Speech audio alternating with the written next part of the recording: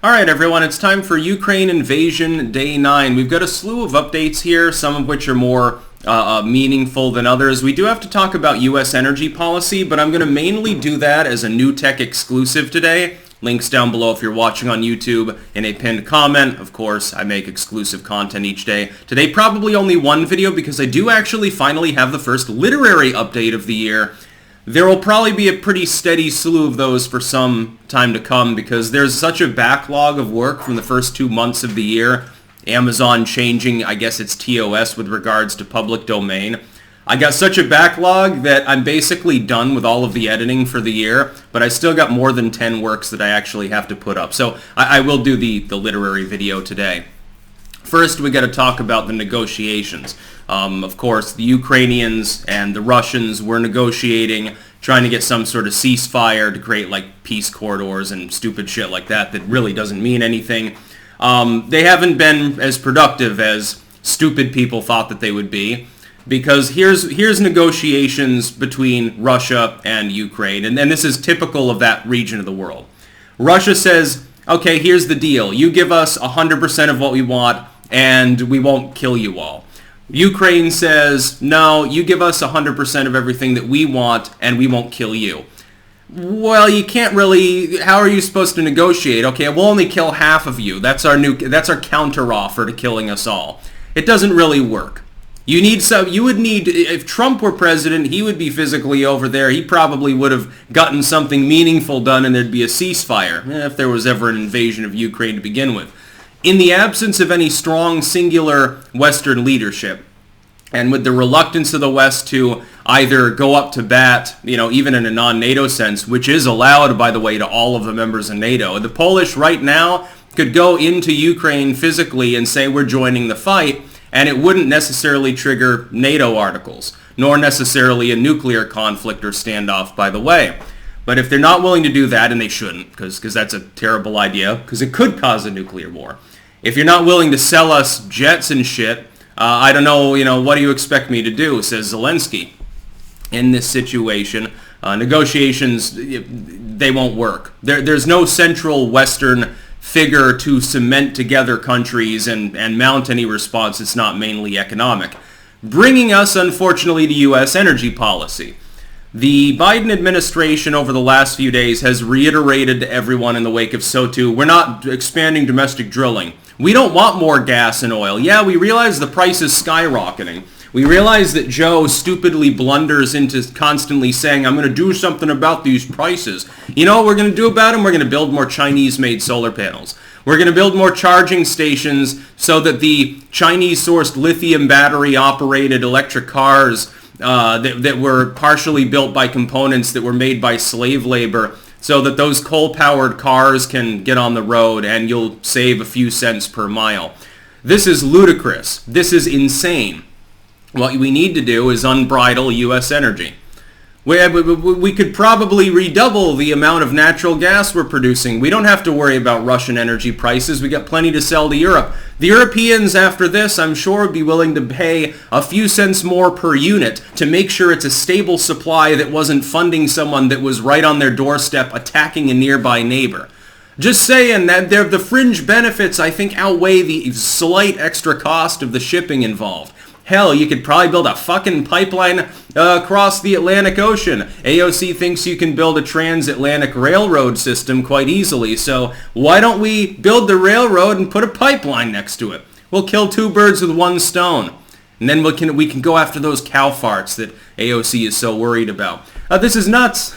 Buttigieg the other day. Again, I will cover this more elaborately in a new tech exclusive. Buttigieg said, no, we're not going to ramp up domestic drilling or on public lands and stuff because my environment. Let's buy more Iranian oil. Now, can I please ask people something? To those of you who are not medicated beyond all recall out there, if you're getting the oil anyway, how is it more environmentally conscious to obtain it from Iran, to admit that you're willing to obtain more oil, so you're not reducing fossil fuel usage, you just want to get it from Iran, as opposed to getting it domestically?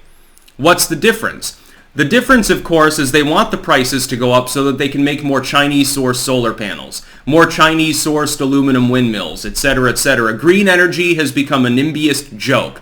It is well-meaning. The technology has progressed. There are Western-based alternative energy sources, but they're mainly made in China. Notice the reluctance of all of these globaloids here who supposedly run the show in the West to do anything about China. China commands most of the economy of the Eastern Bloc. Russia's just the brutes. Russia is the guns and the nukes. They're the cudgel, a potential diplomatic cudgel as well. China's the money. Taking Russia out of SWIFT, yeah, that hurts the average Russian, although not their oligarch class. You'll notice all of the buddies that use slush funds to donate to some Western politicians. But, well, there are some Western politicians who get money through Russian slush funds or have Russian investments. You'll find nearly all of them have Chinese investments and get money from the Chinese government. They're the problem. They're the ones propping this entire act up. But they don't want to do anything about it, because they're making a lot of money off of China. They don't care if China becomes more powerful to the point of unmanageability, which, by the way, means an unmanageability of Russia. It's just they'll be subjugated to a country that's even more authoritarian. Wonderful. Yeah, we ended the Cold War. We made it something even worse. How wonderful. This time we don't even get to label it communism. It's all the worst aspects of communism, fascism, liberalism, oddly enough, anarchism at the subjugate corporate level, as long as you get past the facade. And the worst possible system ever created, with heaps of imperialism sprinkled on top of it. Wonderful. Then we had other news, and this is something that some people are being hyperbolic about this. Some people message me. That is that there was a fire at a nuclear plant in Ukraine the other day. It has been extinguished. It has not been damaged beyond repair. The Russians weren't trying to shell it to the point where it blows up because, you know, they want to take over Ukraine, not irradiate it, I think. Zaporizhzhia a plant. I am almost certainly mispronouncing that. Zaporizhzhia, or I don't know, something that sounds Soviet, I'm sure. Link in the description, archived, of course, to this story. There was briefly a fire there. I'm thinking to myself, it's not as bad as it could have been, right? What if the shell had hit something more significant? What if they had accidentally destroyed the coolant lines, for example? Now, I'm not sure that this is a fully modernized plant. A lot of these Eastern European nuclear plants are still older generation. The new ones, they can automatically, I don't even need a living human being to do this. If the plant's compromised, it can automatically put the rods into storage for a lengthy period of time so that repairs can be made. It can do that in dry storage, by the way. It doesn't even need a liquid cooling system, which comes with its own problems. The older plants, and I believe this is probably one of them because it's in, effectively a subdeveloped nation, post-Soviet one with a history of nuclear issues. I believe that it needs active cooling going on a routine basis.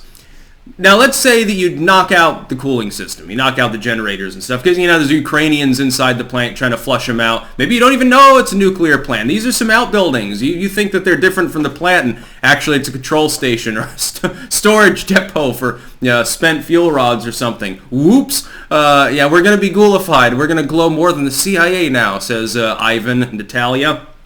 Anyway, let's say that happens. You're in the midst of a war. So let's say that you don't have, nuclear engineers on hand. You're military grunts with artillery shells and shit. And you don't do anything for 6 hours and the plant will melt down, causing, enormous problems, including diplomatically for the Russians. I'm just going to point that out. So let's say that happens.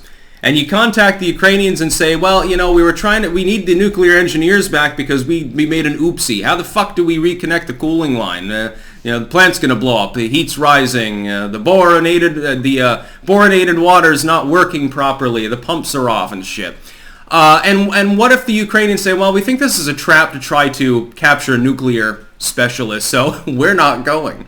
Or they say, well, you're on your own. You're the ones controlling that part of the country. Ha ha ha, you're going to get irradiated. And they just go full scorched earth just so that they can irradiate thousands of Russians or something. Do you think that this is beyond the fucking realm of probability? Because I don't. They would have everything to gain out of the situation and just don't return the call from Ivan and Boris. That's entirely possible too. So it's a crazy situation, and something needs to be done, preferably to prevent the nuclear plants there from being damaged. I know that you want to take power offline for the Ukrainians, but that is a grave risk. Again, you could have hit something more than just a couple of outbuildings or something like that. You could have hit something that was genuinely important. And we know that Russia has issues when it comes to the nuclear thing, and Ukraine has a history of problems with the nuclear thing. Do you really want a second exclusion zone? Imagine you're Russia, so you're effectively saying we want to create a pawn state, but you want to irradiate everyone. That's going to go over well diplomatically for your occupation force. That's about all. Peace out.